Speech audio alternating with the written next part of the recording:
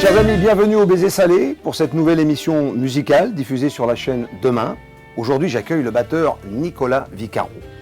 Il est entouré au piano de Christophe Cravero, au saxophone Balthazar Naturel, à la guitare Olivier Louvel, à la basse Adrien Ferraud.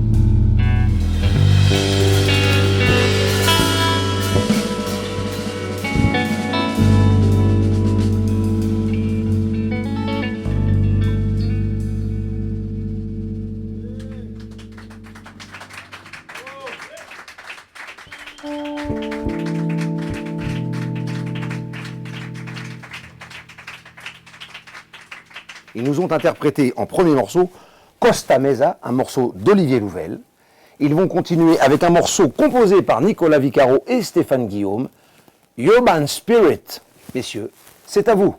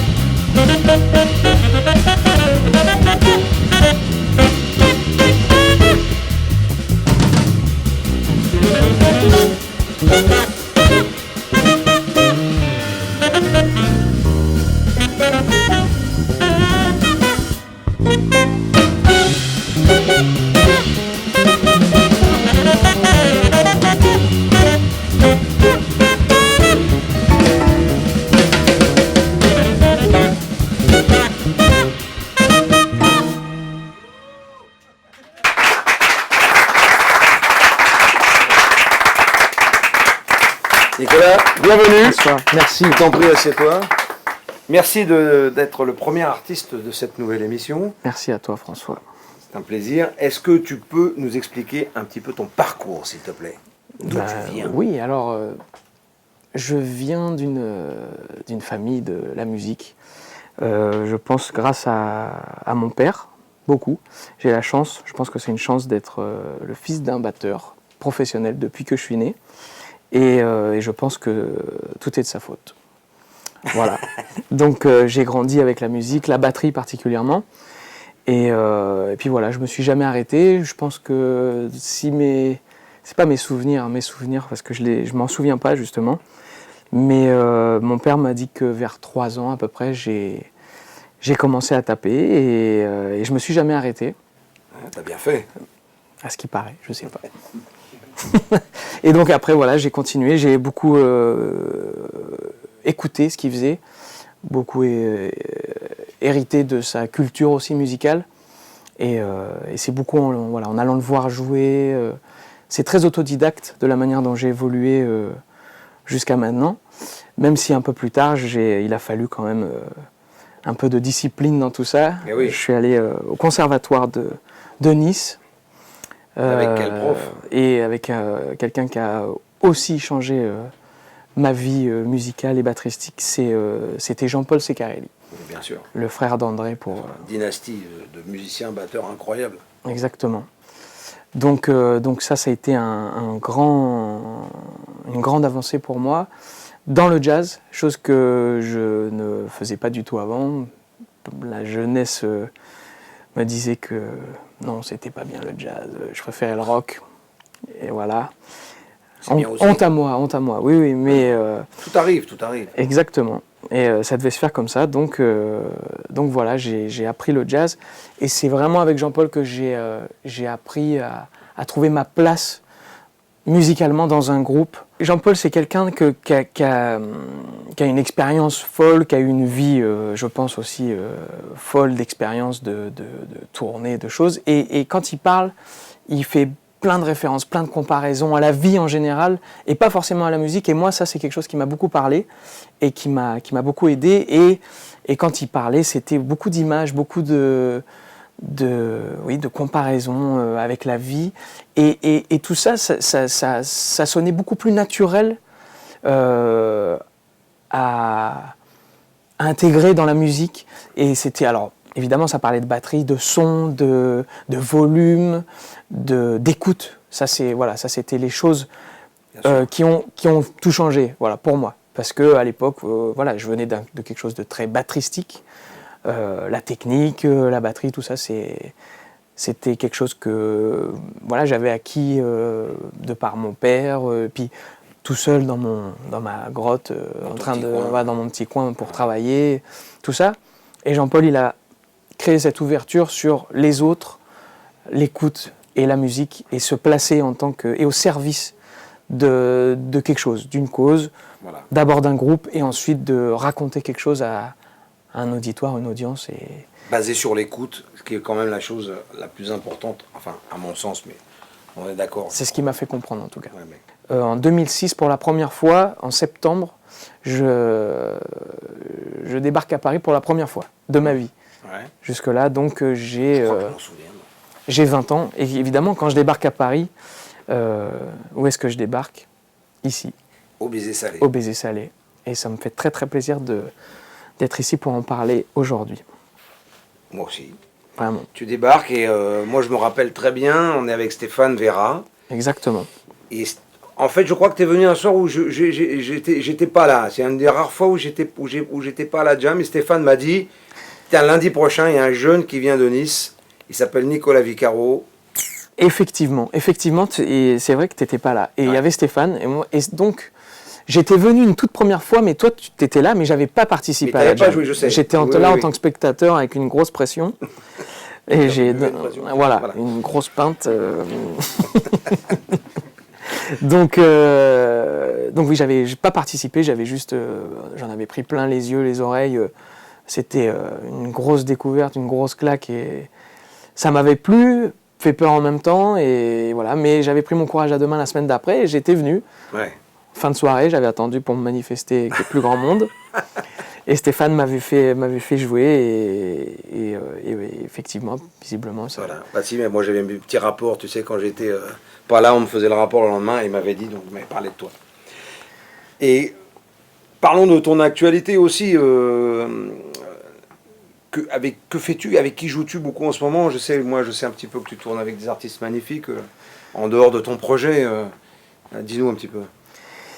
Alors... il y a un artiste avec qui je tourne actuellement beaucoup, toujours, et depuis justement cette rencontre dont je parlais juste avant à Nice, c'est Etienne Mbappé, un bassiste que tout le monde connaît, je pense, à la carrière monumentale. Rien à voir avec... Tout à voir, mais... Bon, d'accord. bref. Et donc à Nice, cette année avant d'arriver à Paris, il y avait le Nice Jazz Festival. Étienne avait joué là-bas, je pense, avec son groupe, sous l'attaqué.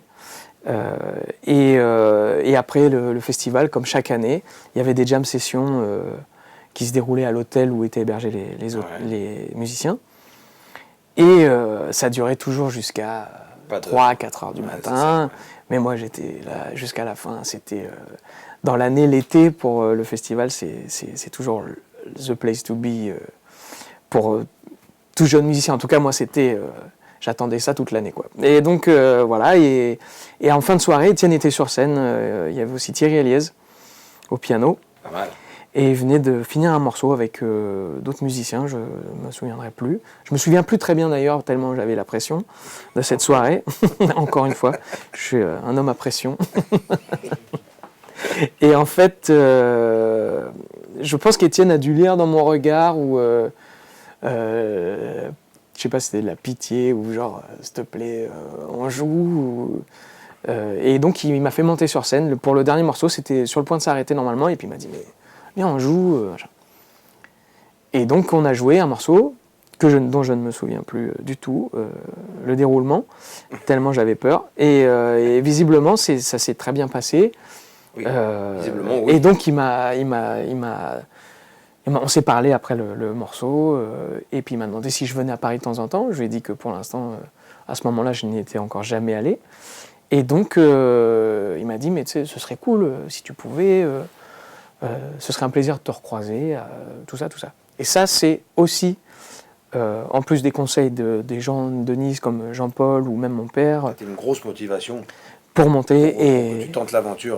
Et c'est ce que j'ai fait en septembre. Et donc, je suis venu.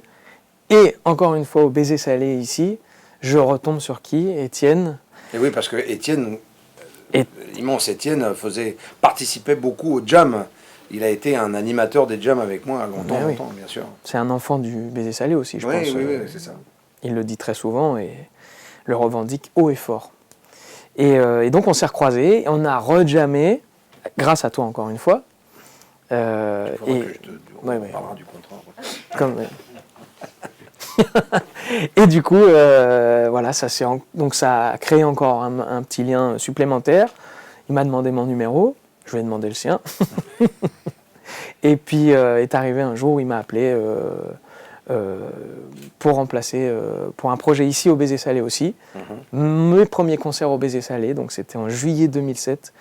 Une création d'Étienne, donc sous l'attaqué, où il chante, avec un quatuor à cordes. Ouais, je me rappelle très bien. Voilà, et donc là, ça a été le début d'une aventure qui continue jusqu'à aujourd'hui, qui j'espère ne s'arrêtera pas tout de suite.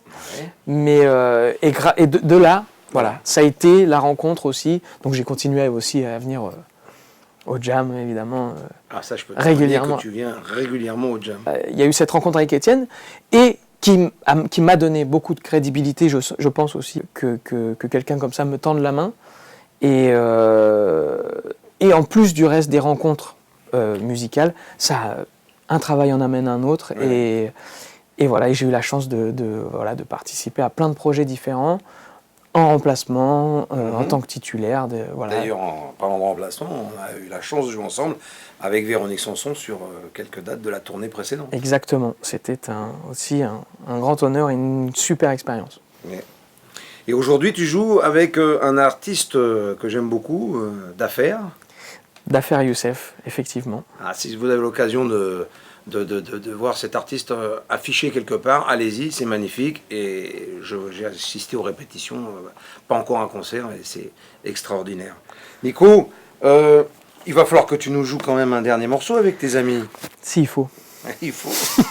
Avec grand plaisir. Juste avant que tu retournes sur scène, je voulais dire que tu étais ici au Baiser Salé les 23 et 24 mai pour ton projet autour de Tony Williams. Voilà, c'est un hommage que tu rends à l'immense Tony Williams. Exactement. Alors là, tu seras entouré de qui? Vas-y, dis-nous un petit peu. Alors là, encore une fois, tout ce parcours m'a fait rencontrer des gens et ces gens-là en font partie. C'est Jean-Marie Ecaille à la guitare. Jean-Marie Ecaille à la guitare. Gary Husband au clavier et Laurent Verneret à la basse. Casting de choix. Et qui me font l'honneur de répondre présent pour ce projet. Donc à Tony Williams, qui est une période vraiment électrique, qui s'appelle Lifetime, Oui, bien sûr. et un album plus particulièrement qui s'appelle Believe It. Et sur l'album, c'est Alan Holdsworth, Alan Pasqua, Yann Hammer. Enfin, il y a plein de... Toute cette période a été je pense dans la musique quelque chose, c'était un gros boulet de canon. Ouais. Et donc, T'es pas à la même époque que toi, parce que je suis un tout petit peu plus vieux, pas beaucoup plus vieux que toi, mais un tout petit peu. Et ça a été une immense gifle, c'est sûr. Voilà. Et donc Alan Holdsworth, qui était le guitariste sur le disque, avec qui Gary Husband, qui est donc au clavier dans le groupe, a joué pendant des années. Et il était à la batterie. À la batterie. Ouais. Et donc, Gary est un grand fan aussi de Tony Williams, et on s'est rencontrés donc sur d'autres projets, avec Étienne notamment. Et ça a été tout de suite, pareil, très spontané, très naturel de faire appel à lui pour monter ce projet-là. Et il répond présent, et c'est que du bonheur. Magnifique. Alors écoute Nico, merci encore d'avoir accepté de venir Merci avec tes à toi. amis sur cette première émission. Je vous rappelle, je vous remontre son album. N'hésitez pas, tous les morceaux qui sont joués pendant cette émission sont dessus. On finit justement avec un morceau composé par Étienne Mbappé pour toi. Spécialement pour l'album. Ce morceau s'appelle Asiko Toerk. Merci encore, on t'applaudit. Et tu peux aller à la batterie. Merci beaucoup. Nico.